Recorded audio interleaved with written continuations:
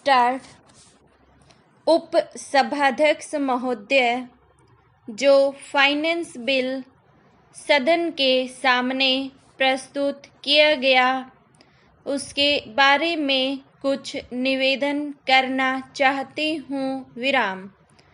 सबसे पहले मैं यह कहना चाहती हूँ कि हमारे शासन की जो टैक्स लगाने की नीति है उसका तो मैं विरोध करती ही हूँ, लेकिन यह निवेदन करना चाहती हूँ कि जो हमारे वित्त मंत्री जी जनता पर टैक्स लगाते हैं तो उन्हें यह देखना चाहिए कि जनता टैक्स देने की अक्षमता रखती है या नहीं। विराम। उन्होंने जनता के ऊपर इतने टैक्स लगा दिए हैं, यह अनुचित मालूम होता है। विराम। इस समय हमारे देश की स्थिति यह है, इसके बारे में मैं चर्चा करना नहीं चाहूँगी और न इस संबंध में उन बातों को दोहराना चाहूँगी जिनके बारे में मैंने पूर्व में तथा माननीय सदस्यों ने यहाँ पर काफ़ी चर्चा की है। विराम। किंतु इस विधेयक की जैसा कि यह है उस हिसाब से देखें तो ऐसा लगता है कि हमारे माननीय वित्त मंत्री जी का केवल एकमात्र लक्ष्य यह था कि इसमें इस तरह का संशोधन किया जाए जिससे पैसा अधिक से अधिक प्राप्त हो सके। विराम। यह बात अवश्य है कि हमारे माननीय मंत्री जी ने इस बिल द्वारा यह कोशिश की है कि निर्यात करने वालों को ज़्यादा प्रोत्साहन मिले, पैसा बचाने वालों को पैसा बचाने की दिशा में ज़्यादा प्रोत्साहन मिले। विराम।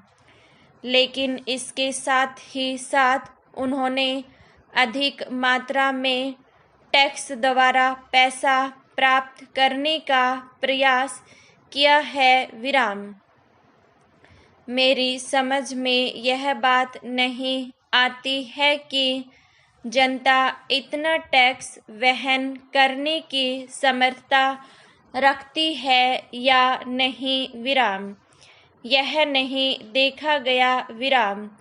इस विभाग के बारे में मैं एक बहुत विचित्र बात यह है कि हाल में यानी सन 1961 में इनकम टैक्स बिल पास किया गया जो 1 अप्रैल सन 1962 से लागू होने वाला था। विराम।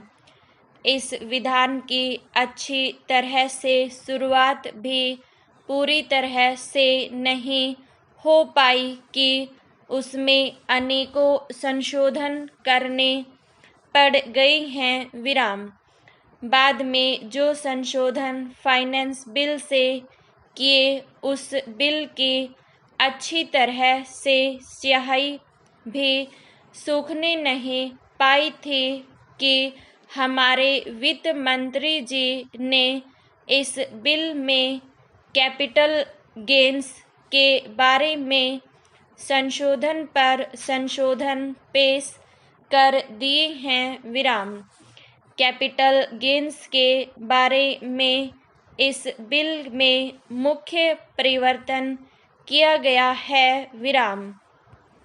इससे ऐसा लगता है कि हमारे वित्त मंत्री जी का विभाग एक निश्चित योजना बनाकर नहीं चलता है। विराम।